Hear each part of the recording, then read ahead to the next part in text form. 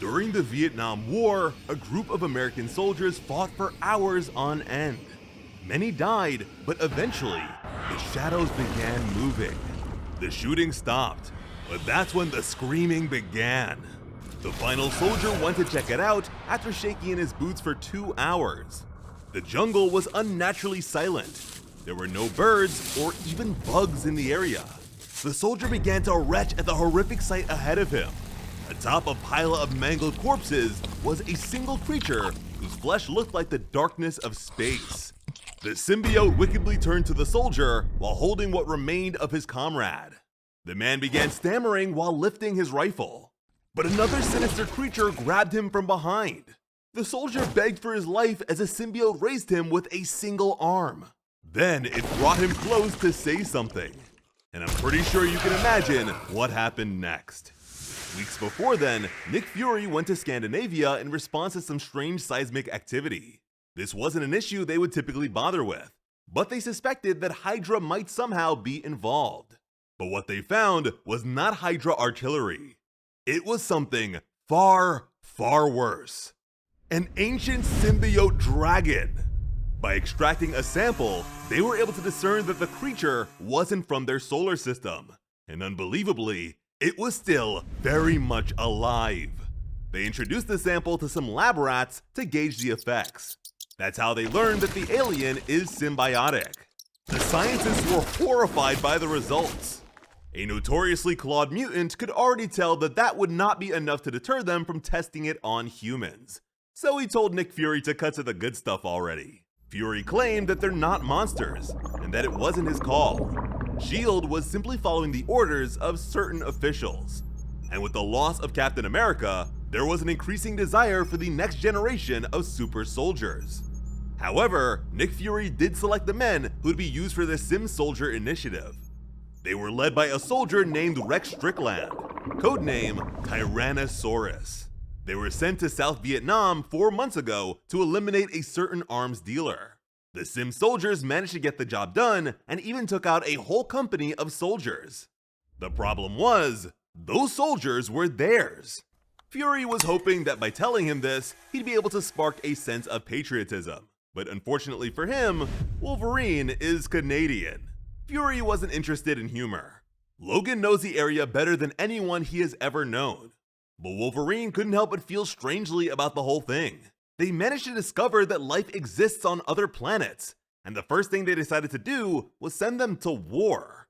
That's pretty messed up. Fury gave him a certain look. Suddenly, Wolverine felt the need to double check that this is in fact the first time they discovered alien life. Fury ignored the question and let him know that in the morning, a helicopter would be taking them into the field. Logan interjected that he's not that great with teams. The S.H.I.E.L.D. director clarified that no one would ever be dumb enough to put someone like him on a team. No, they would be doing this themselves. As they cut their way through the foliage, Logan made it clear that he won't be able to track down 5 killers in a place where the smell of blood and death is everywhere. Unbeknownst to them, a figure was already aware of their presence. Fury explained that the Sim soldiers can camouflage themselves to blend into the jungle, so Logan wouldn't notice them even if they were right next to him. However, S.H.I.E.L.D. did manage to implant explosive kill switches with trackers into their necks. But considering the trail of corpses they left in their wake, that was hardly necessary. The bodies were so bad that it was hard to tell which side they were even on. Not that it mattered much.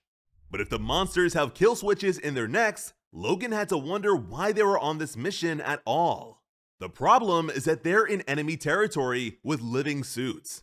If the men inside are killed, then the symbiotes will just find new hosts.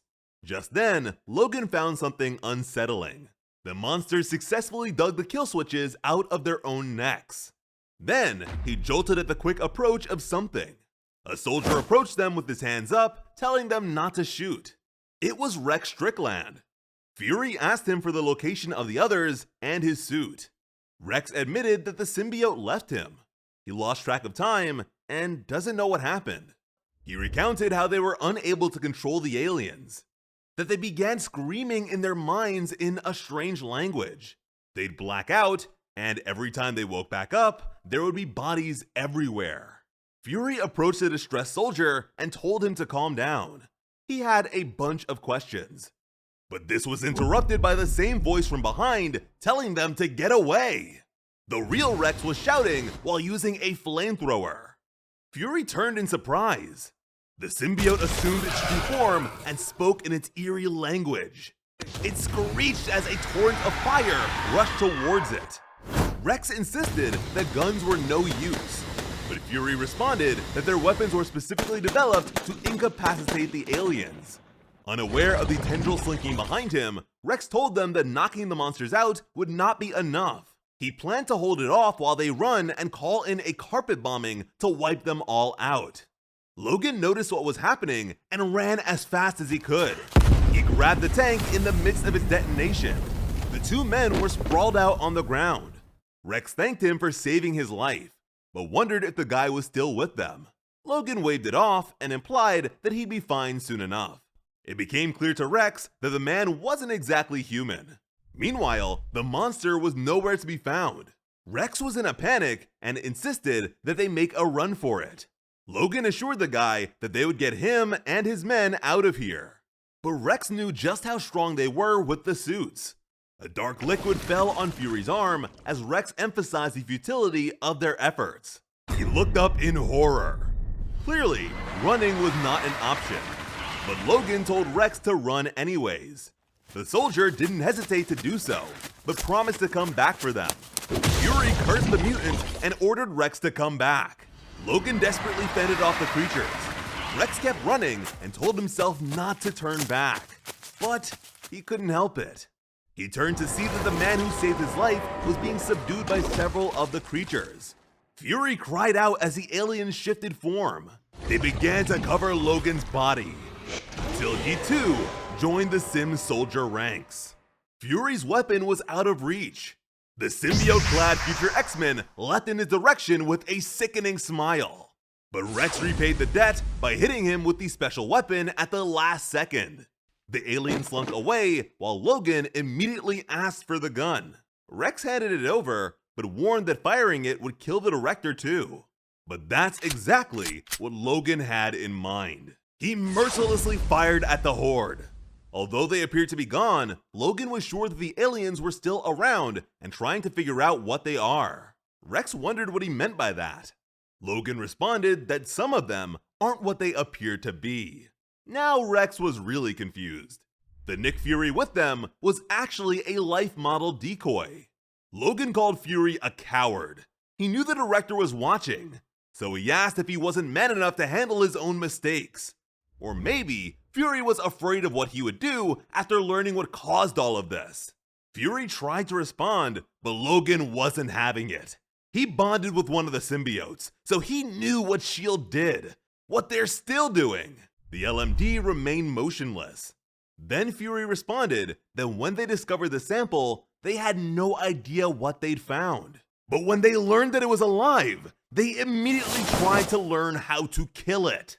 Fury argued that they had no choice, that they had to know how to hurt it if they were going to risk using parts of it for war. They couldn't have known that every part of the creature shares a hive mind. They didn't know that it would drive them all insane. They had no idea that its spawn would feel the pain of the original. Logan was furious. They put the creature in a cage, poked and prodded at it until it broke, and had the nerve to feign ignorance when it decided to bite back. Logan questioned if this was why he came to mind when Fury was planning the mission. If the director was just pitting one animal against another. Fury responded that they needed things to be handled quietly, that Logan knows the score, and always has. But for what it's worth, he's sorry it had to end like this. From there, a countdown began. Rex shouted that they need to run, but Logan knew Fury and S.H.I.E.L.D. too well to believe they had any chance of getting away if cleanup was the intent. They would have a minute before the entire jungle gets turned to ashes. Running would only ensure that they died tired. But it was unlikely that they would even last the full minute. The two men decided to go out fighting. They were surrounded by relentless killing machines. Rex was taken over by one of the aliens. He could feel its fear, regret, and its rage. The symbiote lifted Logan up. It brought him close and said, "Not animals. Then it hurled the mutant away with all its strength. The symbiote saved Rex's life. When he woke up, he was all alone. After that, S.H.I.E.L.D. agents retrieved him and his men. Nick Fury was across from him and said that they did what needed to be done, that he would do the same thing again if he thought it would make the world a better place. Rex responded that he's just happy to be alive. Fury went on to tell Rex that none of his test results were abnormal. Unlike the rest of his team, he wasn't suffering much withdrawal from the suit. Unfortunately, they couldn't manage to separate the others from theirs. If they try to, the men inside will end up dying. Rex wondered what comes next.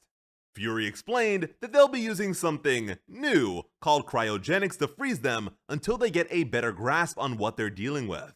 Rex felt the need to ask if they've managed to locate his suit yet. Fury admitted that they haven't, but that he has his best man on the job. Rex wanted to know who that might be. Nick Fury slid a badge over to him. He was talking about Rex. He wanted to know if the soldier would help him hunt an alien. Rex agreed without a second thought. Now here's another symbiote video for you to latch onto.